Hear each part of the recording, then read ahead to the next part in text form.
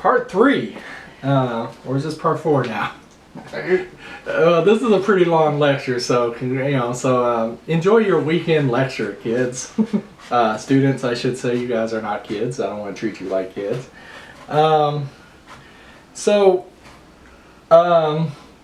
was saying, one good thing about doing this on video is the discussion about sanger and birth control was always one of those things that I was never particularly comfortable talking about. Now, we probably won't get a chance to talk about it, but one of the greatest probably inventions of all time will come in like the 1970s with the invention of the birth control pill, which gives women really the most autonomy over their bodies that they had ever really had up to that point. Though you still have some really old men who think that the best form of birth control is to put an aspirin between your knees, because those guys are jerks. Alright, so we're almost finished. I'm sure those of you who have stayed with me this far, if they didn't, thank God. The 20s was an interesting time. You know, we saw what a disaster the Treaty of Versailles had been, but there was a time when it actually looked pretty hopeful.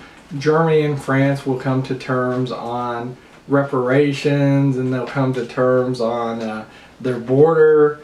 And, you know, while we're not really involved in the world, we will be part of disarmament talks. We'll hold the Washington Conference in 1922, where we all decide it's us, the British, the Japanese, the Germans. We decide to limit the number of our warships. In fact, there's actually video, hopefully in a propaganda film I get to show you, that shows the United States actually blowing up ships, naval tonnage, to get in compliance. Now, the truth of the matter is those ships were owed, but we actually sent them out to sea and we actually blew them up. I'm sure Aquaman was not pleased. We reaffirmed the Chinese open door policy. On November 11th, 1921, the tomb of the unknown soldier was opened. Where basically every war since then we have had an unknown soldier placed in there. It is my hope that in the future we won't have any more unknown soldiers thanks to DNA testing. We also cut the size of the Navy. We agreed to respect all Pacific possessions of all countries. Perhaps my favorite thing out of all this is what's called the Kellogg-Briand Pact, and that's K-E-L-L-O-G and then B-R-I-A-N-D. We're going to talk a little bit about this, about the build-up to World War I. But basically, Kellogg was our Secretary of State. Briand was the Foreign Minister of France. They made this pact that basically outlawed war.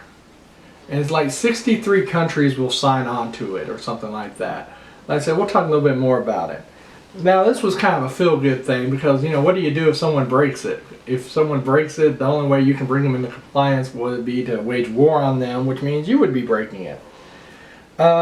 We also passed the Dawes Plan, which readjusted the reparation payments that Germany had to pay.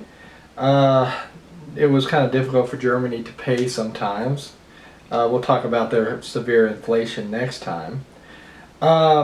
This will actually lead to more U.S. investment in Europe, where we will actually give loans and grants to European countries, but a lot of American business people will begin investing in Europe to the point, but they do get to the point where they feel like Europe is saturated, and they decide that there's a better sure bet for their money.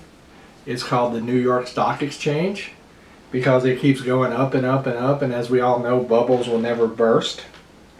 So they began to pull money out of their European things, thus hurting the European economy. They put money in the stock market, and then, wouldn't you know it, the stock market will crash, which will lead to less investment in Europe, which will cause hardship in Europe as well.